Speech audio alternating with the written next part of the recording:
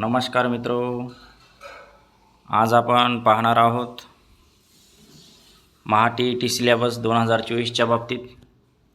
TET एक्झामची date आलेली आहे. 9 तारखेपासून फॉर्म सुरू झालेले आहेत.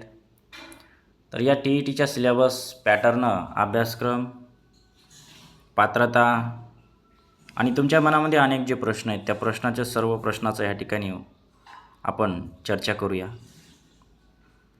मित्रो, या परीक्षेचं नाव दिलेले पहा, महाराष्ट्र शिक्षक पात्रता परीक्षा. ही राज्यस्तरीय परीक्षा आहे.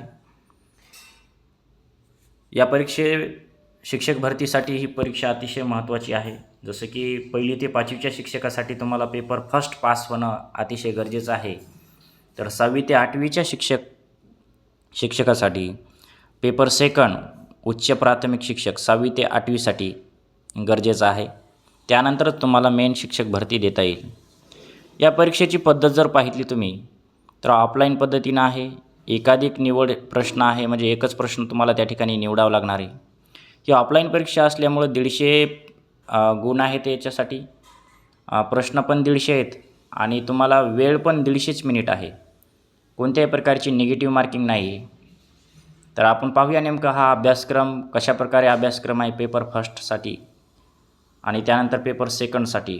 तर ह्या अभ्यासक्रमाच्या बाबतीत थोडंसं आपण डिस्कशन करूया. एकंदरीत तुम्ही DED आणि BEDला जो सिलेबस शिकलेला आहात त्या सिलेबसवर खूप मोठ्या प्रमाणामध्ये या ठिकाणी भर देण्यात आलेला आहे. नियर अबाउट 30 मार्क तुमचे या DED आणि BEDच्या सिलेबसवर दिलेला आहे. ज्याच्यामध्ये आपण सिलेबसच्या बाबतीत जर पाहिलं तर मुलांचा विकास असेल, योग्यता, आवड, बुद्धिमत्ता, व्यक्तिमत्वाचा विकास, समायोजन, समस्या, मानसिक आरोग्य, बालविकास, विकासात्मक कार्य, विकास, वाढ, परिपक्वता, विकासावर परिणाम करणारे घटक, जैविक, मानसिक, समाजशास्त्रीय, विकास समजून घेणे, वैयक्तिक फरक, शिकण्याची परिमाणे, प्रेरणा, पालन पोषण, स्मृती विसरणे, शिक्षकाचे हस्तांतरण, संकल्पना, शिक्षणाचे स्वरूप, शिक्षणाचे घटक, वैयक्तिक पर्यावरणीय घटक, अध्यापनशास्त्र, वर्गात शिकत असताना, विषम वर्ग गटातील शिक्षणाचे आयोजन, नियोजित क्रियाकल्पाल, अध्यापनाचे टप्पे असतील, सामान्य आणि विषयाशी संबंधित जे काही कौशल्य असतील विद्यार्थ्यामध्ये त्या बाबतीत पण प्रश्न विचारू शकतात. वर्ग व्यवस्थापन,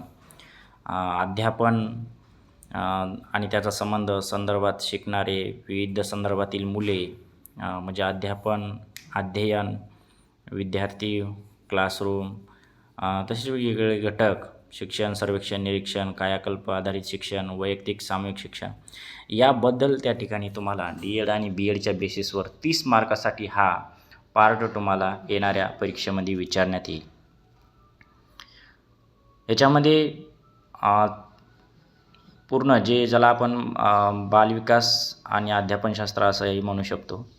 त्यानंतरचा जो पार्ट तुम्हाला दिलेला आहे तो 2 घटकामध्ये डिवाईड झालेला आहे. जसं की पार्ट फर्स्टमध्ये तुम्ही जर पाहिलं तर 30 मार्कासाठी तुमची भाषा फर्स्ट आहे आणि 30 मार्कासाठी भाषा सेकंड आहे. तर ते भाषा फर्स्टमध्ये तुमची जी मराठी भाषा आहे त्याच्यावर 30 मार्काचे क्वेश्चन येऊ शकतात आणि जी इंग्लिश भाषा आहे त्याच्यावर 30 मार्काचे प्रश्न तुम्हाला येऊ शकतात. तर सर्वप्रथम पाहूया आपण इंग्रजी आणि मराठी भाषेच्या अभ्यासक्रमाच्या बाबतीत जे प्रश्न टॅग वगैरे तुम्हाला विचारू शकतात. सक्रिय, निष्क्रिय वेगवेगळे आवाज असू शकतात, आहे की नाही. वाक्यांशाचा वापर असेल, म्हणजे सेंटेन्सचा वापर कशाप्रकारे होईल, आकलन असेल, रचना असेल, शब्दसंग्रह असेल, वेगवेगळ्या प्रकारचे शब्दसंग्रह असू शकतात तुमचे. त्याच्यामध्ये भाषणाचे भाग असतील, काळ असतील, वाक्याचे प्रकार असतील, पूर्वसर्ग आणि लेख असेल, तुलना, पदवी असेल, प्रत्यक्ष अप्रत्यक्ष भाषण, म्हणजे एकंदरीत तुमचं जे एक पॅराग्राफ येईल 5 मार्काचा आणि त्यानंतर पूर्ण तुमचं जे काही मराठी व्याकरण आहे त्या व्याकरणावर आणि इंग्लिश व्याकरणावर त्या ठिकाणी तुम्हाला प्रश्न विचारले जाऊ शकतात, म्हणजे इंग्लिश ग्रामर आणि मराठी ग्रामर. त्यानंतर आहे मॅथचा भाग, म्हणजे गणिताचा अभ्यासक्रम. तर या गणिताच्या अभ्यासक्रमामध्ये गणितीय क्रिया असतील, बेरीज, वजाबाकी, भागाकार, जे दैनंदिन आपण हे करतो, दशांश रूपांतर असेल, सरासरी असेल, एकात्मक पद्धत असेल, बीजगणित, अंश, नफा तोटा, भूमिती, वेग, अंतर यावर पण प्रश्न असू शकतात. लसावी, मसाई, तलाये, HCF आणि LCM म्हणता येईल. संख्या प्रणाली, टक्केवारी, रेखीय समीकरणे असतील, मासिक पाळ्या असेल, त्यानंतर परिमेय संख्या असतील, अपरिमेय संख्या, म्हणजे वेगवेगळे त्या ठिकाणी तुम्हाला क्वेश्चन मॅथवर पण विचारू शकतात. त्यानंतरचा जो महत्त्वाचा पार्ट आहे तो तुमचा TET पर्यावरण अभ्यासक्रम आणि विज्ञान अभ्यासक्रम. तर या ठिकाणी पर्यावरण रिलेटेड तुमचे जे काही दररोजचं जे पोषण आहार वगैरे असेल त्याच्यावर तुम्हाला प्रश्न विचारतील, जसे की कार्बोहायड्रेट, ग्लुकोज वगैरे यावर प्रश्न विचारू शकता.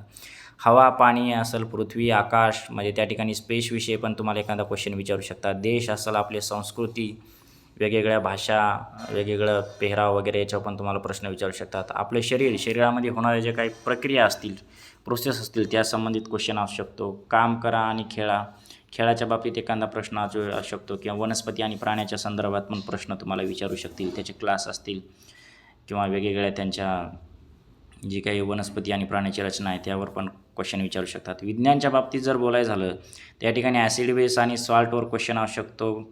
लाईट, त्यानंतर मॅग्नेटवर क्वेश्चन असू शकतो. गुरुत्वाकर्षण, पेशी, ऊती, ज्याला आपण सेल्स, टिश्यू वगैरे म्हणतो. वनस्पती आणि प्राण्याचं जग म्हणजे त्या ठिकाणी वनस्पती आणि प्राण्याचं क्लासिफिकेशन वगैरे विचारू शकतील. धातू, अधातू, धातू सदृश्य असतील. शरीरातील विविध प्रणाली असतील, म्हणजे जे काही तुमच्या डेली लाईफच्या ज्या प्रोसेस असतील, रेस्पिरेशन असेल, डायजेस्टिव्ह सिस्टीम, एलिमेंटरी कॅनल याच्या संबंधित पण तुम्हाला प्रश्न विचारू शकतात.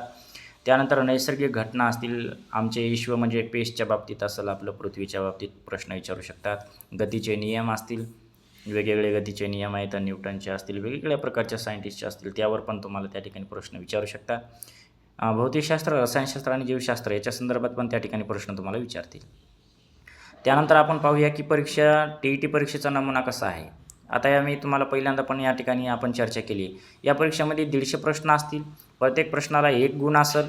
त्याचबरोबर प्रत्येक प्रश्नाला 1 मिनिट असेल. म्हणजे एकंदरीत 150 प्रश्न, 150 गुण आणि 150 मिनिट अशा प्रकारे पेपरचं पॅटर्न असेल. टोटल ह्या ठिकाणी जर पाहिलं तर कोणत्याही प्रकारचं निगेटिव्ह मार्किंग नाही. म्हणजे एकंदरीत तुम्ही जर प्रश्न सॉल्व संपूर्ण केले असतील, काही प्रश्न येत नसतील तर त्या ठिकाणी तुम्ही अंदाजे पण त्या ठिकाणी प्रश्नाचं उत्तर लिहू शकता. म्हणजे कोणत्याही प्रकारची निगेटिव्ह मार्किंग नाही, नकारात्मक मार्किंग नाही. पेपर फर्स्ट हा 1ली ते 5वीसाठी आहे आणि पेपर सेकंड हा 6वी ते 8वीसाठी आपण चर्चा केली.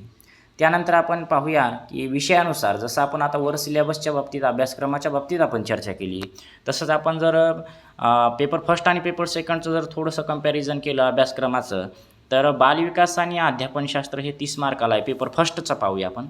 पेपर फर्स्टमध्ये बालविकास आणि अध्यापनशास्त्र 30 मार्क, मराठी भाषा 30 मार्क, इंग्लिश 30 मार्क, गणित 30 मार्क आणि पर्यावरण अभ्यास ज्याच्यामध्ये तुमचं पर्यावरण प्लस सायन्स येईल 30 मार्क, असे एकूण 150 मार्क असतील. पेपर सेकंडच्या बाबतीत झालं, पेपर सेकंडच्या बाबतीत बोललं तर बालविकास आणि अध्यापनशास्त्र हे 30 मार्काला आहे, मराठी 30 मार्काला आहे, इंग्लिश 30 मार्काला आहे आणि गणित, विज्ञान आणि सामाजिक विज्ञान म्हणजे ते पूर्ण सामान्य विज्ञान म्हणता येईल आपल्याला, ते सगळं त्या ठिकाणी 60 मार्काला आहे. म्हणजे गणित, विज्ञान आणि सामाजिक विज्ञान एकंदरीत 60 मार्काला. तर एकूण असे टोटल 150 मार्क पेपर सेकंडसाठी आहेत. 150 मिनिटामध्ये सोडवायचे आणि 150 गुण आहेत. TET परीक्षा पात्रता 2024 पात्रता गुणाच्या बाबतीत जर ऑब्झर्वेशन केलं, नेमकं आता तुम्हाला ह्या 150 मार्कापैकी किती गुणाला पास होणार, तर याचं जर पाहिलं तर मिनिमम तुम्हाला 60% मार्क जनरल कॅटेगरीसाठी पाहिजेत आणि 55% मार्क हे राखीव जे रिझर्व्ह कॅटेगरी आहेत त्यांच्यासाठी पाहिजे. म्हणजे जे SC, ST, OBC, SBC, NT या कॅटेगरीचे जे विद्यार्थी आहेत त्यांच्यासाठी 55% पासिंग आहे. Like, comment, share and subscribe my YouTube channel. Thank you.